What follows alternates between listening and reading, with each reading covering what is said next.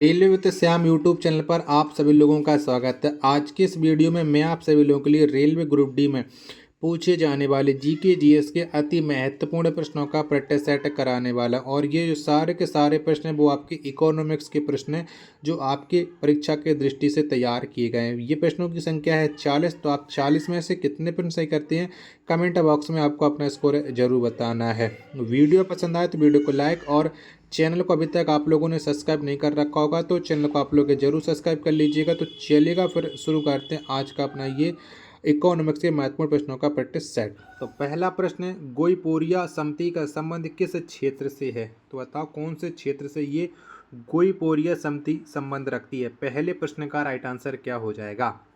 तो इस समिति का जो संबंध है वो है बैंक में ग्राहक सेवा सुधार से, यानी एक का बी ऑप्शन करेक्ट आंसर हो जाएगा। नेक्स्ट प्रश्न आ जाता है प्रश्न संख्या 2 है कि एसबीआई की स्थापना कब की गई? तो बताओ ये स्थापना कब हुई थी एसबीआई की। प्रश्न संख्या 2 का राइट आंसर क्या हो जाएगा?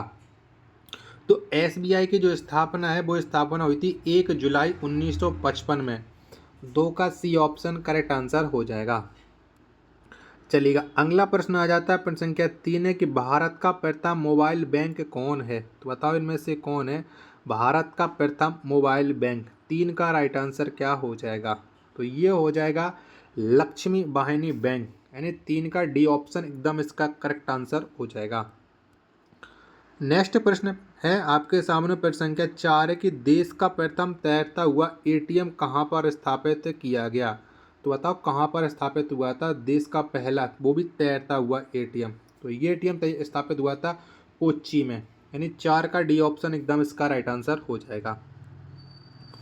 नेक्स्ट प्रश्न आ जाता है प्रश्न संख्या 5 है कि मंदरिया एवं तेजरिया किससे संबंधित हैं? तो बताओ कैसे संबंध रखती हैं ये दोनों?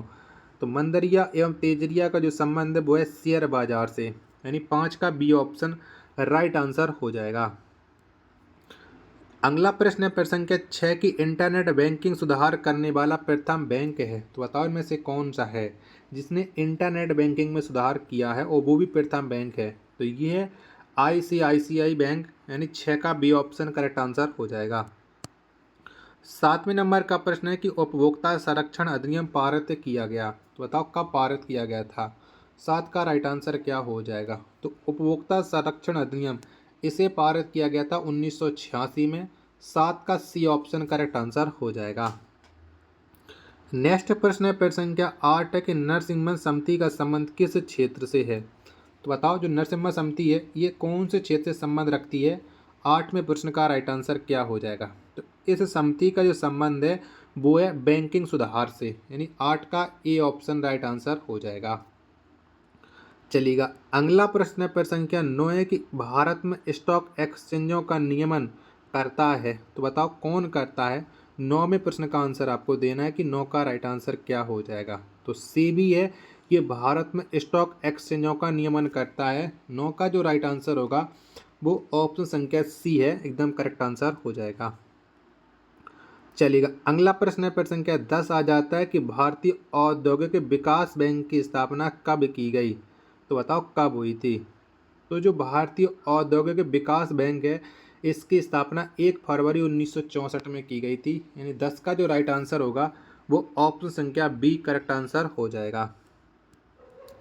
चलिएगा नेक्स्ट प्रश्न आ जाता है प्रश्न संख्या 11 कि मानसून का जुआ किसे कहा जाता है? तो बताओ किसको कहते हैं? तो 11 का राइट आंसर क्या हो जाएगा? तो मानसून का जो जुआ है ये भारतीय बजट को कहते हैं।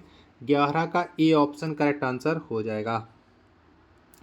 चलिएगा अगला प्रश्न आता है प्रश्न संख्या 12 की राष्ट्रीय स्टॉक एक्सचेंज की स्थापना कब हुई? तो बताओ कब हुई थी? 12वें प्रश्न का राइट आंसर क्या हो जाएगा? तो जो राष्ट्रीय स्टॉक एक्सचेंज है इसकी जो स्थापना की गई थी वो स्थापना की गई थी 1991 में। 12 का डी ऑप्शन राइट आंसर हो जाएगा।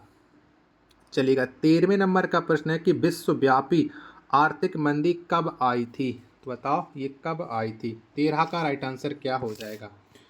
तो जो विश्वव्यापी आर्थिक मंदी आई थी ये आई थी 1929 में, यानी 13 का जो राइट आंसर होगा वो ऑप्शन संख्या सी हो जाएगा।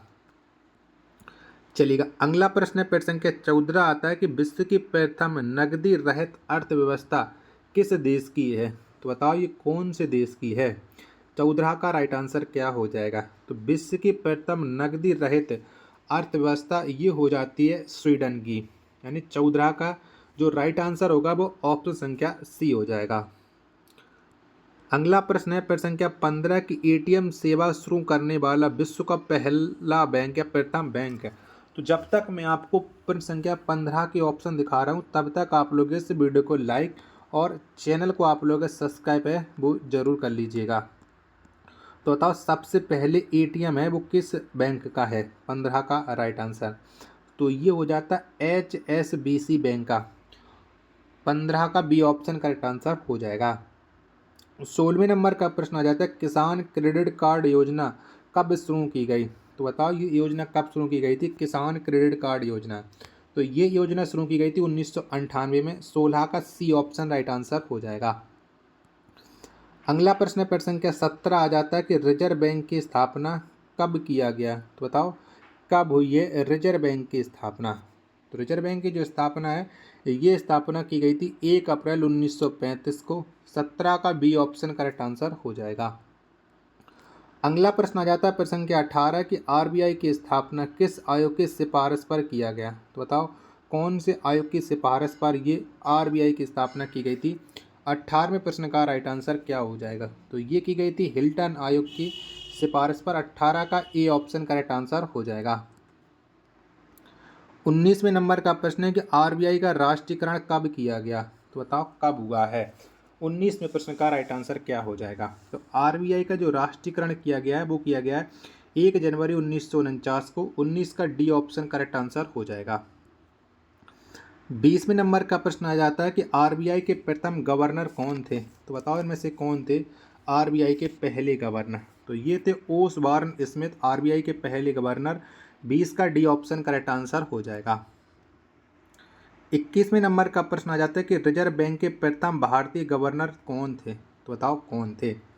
तो रिजर्व बैंक के जो प्रथम भारतीय गवर्नर थे ये होते हैं सीडी देशमुख। 21 का ए ऑप्शन करेक्ट आंसर हो जाएगा। अगला प्रश्न आ जाता है प्रश्न संख्या 22 है कि भारतीय रिजर्व बैंक की प्रथम महिला डिप्टी गवर्नर कौन थी। तो बताओ कौन थी। तो भारतीय रिजर्व बैंक की प्रथम महिला डिप्टी गवर्नर ये थी केजी उद्देसी। क्या केजी उद्देसी थी। 22 का बी ऑप्शन करेक्ट आंसर हो जाएगा।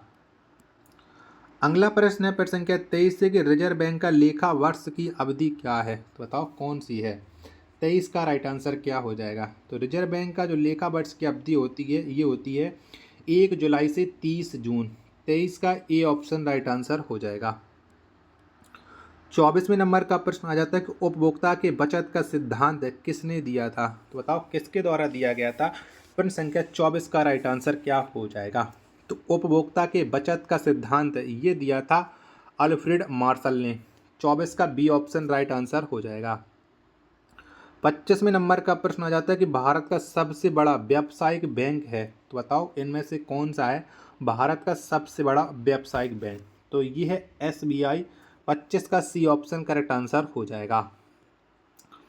26वें नंबर का प्रश्न आ जाता है कि भारत में बैंकों का राष्ट्रीयकरण किस समिति की सिफारिश पर किया गया। तो बताओ कौन सी समिति की सिफारिश पर भारत में बैंकों का राष्ट्रीयकरण किया गया था। तो ये किया गया था हजारी समिति की सिफारिश पर। 26वें प्रश्न का डी ऑप्शन राइट आंसर हो जाएगा।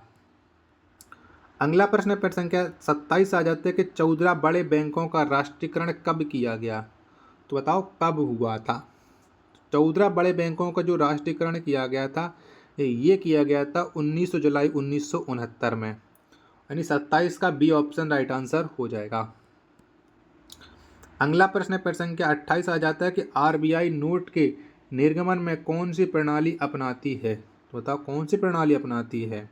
तो ये अपनाती है न्यूनतम कोष प्रणाली। यानी 28 का डी ऑप्शन एकदम करेक्ट आंसर हो जाएगा। आशा करता हूँ कि ये वीडियो आपको ज़रूर पसंद आ रही होगी। तो प्लीज़ आप लोग इस वीडियो को लाइक और चैनल को आप लोग सब्सक्राइब करना बिल्कुल ना भूलें। चलिएगा नेक्स्ट प्रश्न है प्रश्न संख्या 29 है कि सेबी का मुख्यालय कहाँ स्थित है। तो बताओ इनमें से कहाँ पर है सेबी का मुख्यालय। 29 का राइट आंसर क्या हो जाएगा। तो जो सेबी है इसका मुख्यालय ये मुंबई में स्थित है। 29 का बी ऑप्शन करेक्ट आंसर हो जाएगा।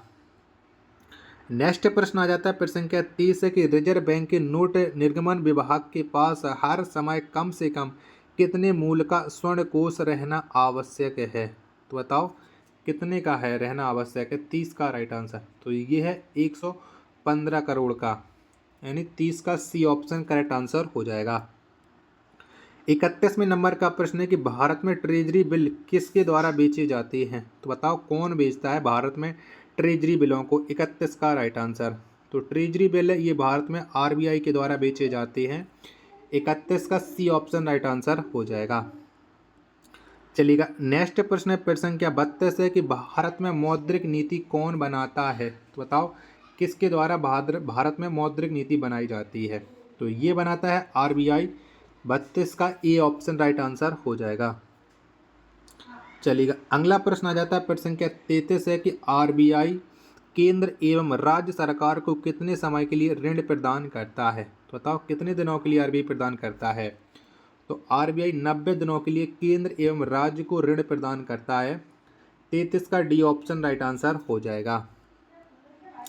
अगला प्रश्न आ जाता है प्रश्न संख्या 34 है कि भारत में सहकारी बैंक का गठन कितने स्तर पर किया जाता है। तो बताओ कितने स्तर पर करते हैं। तो 3 स्तर पर करते हैं। 34 का बी ऑप्शन करेक्ट आंसर हो जाएगा। 35वें नंबर का प्रश्न आ जाता है कि भारत में सहकारी बैंक की शुरुआत कब की गई। तो बताओ कब की गई। तो भारत में जो सहकारी बैंक की स्थापना की गई, ये स्थापना की गई थी 1904 को, यानी 35 का डी ऑप्शन करेक्ट आंसर हो जाएगा। अगला प्रश्न है प्रश्न संख्या 36 से क्रेडिट कार्ड जारी करने वाला प्रथम भारतीय बैंक कौन है। तो बताओ इनमें से कौन सा प्रथम भारतीय बैंक है जिसने क्रेडिट कार्ड जारी किया है। 36 का राइट आंसर क्या हो जाएगा। तो ये जारी किया है सेंट्रल बैंक ऑफ इंडिया ने। 36 का सी ऑप्शन एकदम इसका राइट आंसर हो जाएगा। चलिएगा नेक्स्ट प्रश्न है प्रश्न संख्या 37 आ जाता है कि प्रीपेड कार्ड जारी करने वाला प्रथम बैंक है।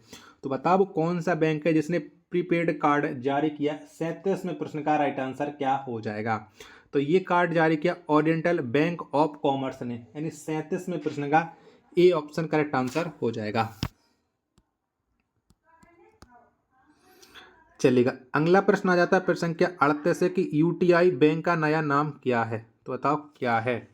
38 का राइट आंसर, तो यूटीआई बैंक का जो नया नाम है वो है एक्सिस बैंक, यानी 38 का ए ऑप्शन करेक्ट आंसर हो जाएगा।